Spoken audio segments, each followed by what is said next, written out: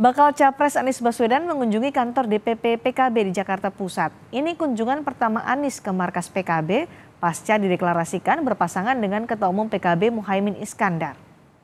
Pertemuan Anies dan Muhaimin di DPP PKB antara lain membicarakan soal pemenangan 2024. Pasangan Anies Muhaimin juga mengagendakan pertemuan dengan DPP PKS Selasa besok.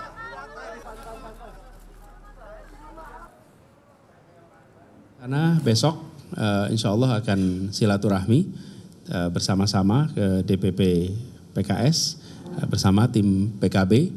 Jadi Gus Muhaimin bersama jajaran besok siang akan ke PKS dan kemudian bersilaturahmi bersama di sana.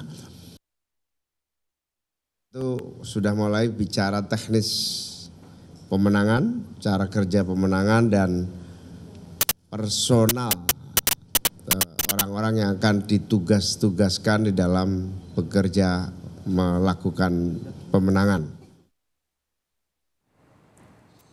Sementara PKS menegaskan Majelis Syuro akan menggelar rapat pada Jumat pekan ini untuk menyikapi sikap politik PKS pasca deklarasi Anies Baswedan Muhaimin Iskandar.